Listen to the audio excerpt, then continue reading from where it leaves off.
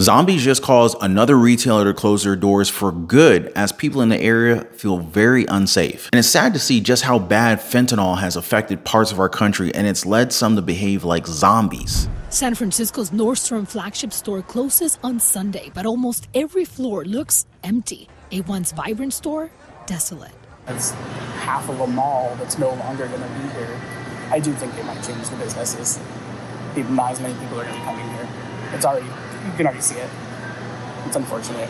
A blow for the city's largest mall just months after Westfield pulled out from operating the shopping center. This Nordstrom employee who did not want to be identified said foot traffic has already decreased. It is definitely partially due to the crime in the area. COVID has a big impact on a lot of businesses too. The latest city data paints a picture of declining business. So it was like a 1-2 punch of Batman and Robin, huh? The C-19 virus being the jab and the crime as the hook. Although the knockout punch comes from the use of drugs by people who look like zombies after using them. It's a normal afternoon on the doorstep of San Francisco's main government building, a snapshot of America's fentanyl crisis. It doesn't just look stark. An average of one person every 10 hours dies in this city of a fentanyl overdose. It's often here in the drug-ravaged Tenderloin district. Are you a fentanyl user? Absolutely. I've been an opiate addict for probably 10 years. Trevor used to inject heroin, but fentanyl, he says, is a different beast, and he wants everyone to know.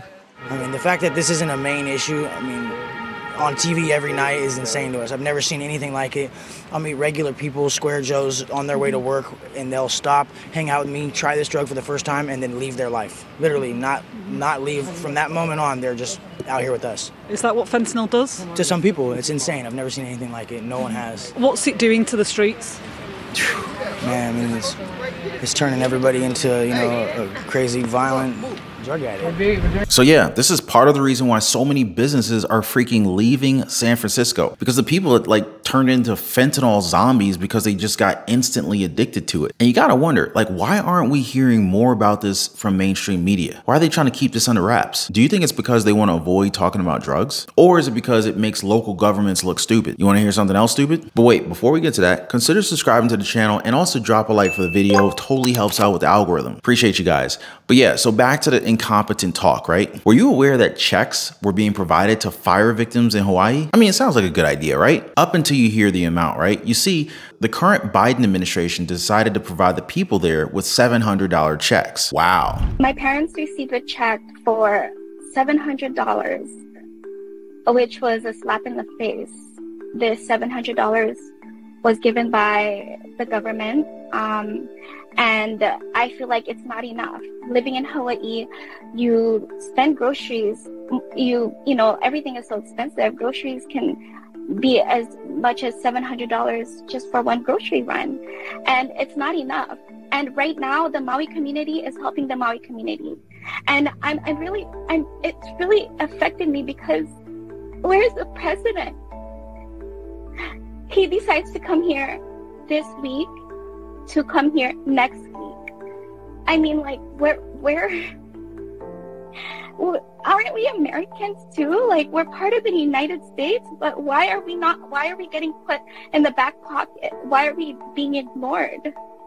And I feel like these families need aid right away, and they're being turned away because their applications hasn't been approved. This after he sent such a very heartfelt message to them. And now we have a special message from President Biden. The people of Hawaii, the entire nation is with you as you recover, rebuild, and grieve. You know, as you seek to heal from the loss of family and friends, homes and businesses, and the native Hawaiian history gone forever. But we'll be with you for as long as it takes, I promise you. That's why we took immediate action, surging hundreds of federal personnel, delivering thousands of meals, liters of water, cots, and blankets. On Monday, Jill and I will travel to Hawaii to convey in person our grief and solidarity and commitment to the people of Maui. Already, from the darkness and the smoke and the ash, we've seen the light of hope and strength. First responders working around the clock, Many of those first responders are impacted by the fires themselves, losing their own homes. Volunteers delivering aid by fishing boat, ferry, on jet skis. Chefs whose restaurants were destroyed, cooking food for displaced families. As one food bank worker described the resilient spirit that we're seeing, he said, "Nothing but aloha. That's all you see. That's Hawaii. That's America." Man, how nuts is it that we romanticize resilience while we completely ignore the truth? Like there were no alarms this one night? What are the odds that this happens, right? And I'm not sure if you guys have actually seen it, but they had a press conference to explain why these sirens were not used. It is these harrowing images out of Maui that illustrate the desperation among residents who got caught in what is now the deadliest wildfire in modern U.S. history. Oh my God. But as these flames swept in, those in Maui were left in the dark.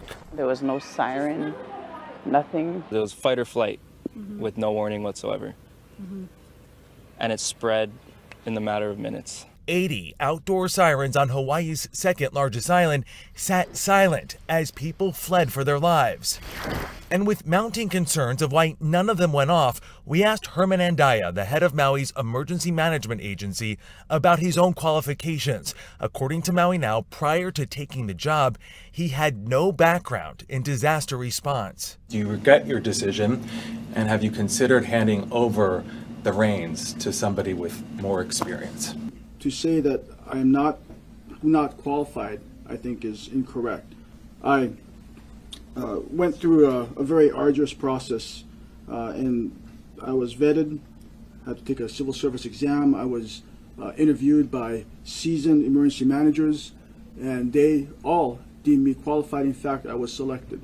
Andaya's defense of his actions are his first public comments since the wildfires broke out. Do you regret not sounding the sirens?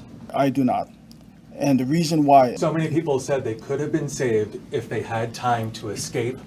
Had a siren gone off, they would have known that there was a crisis emerging. And as we know, so many bodies were found in the ground as the flames caught their heels.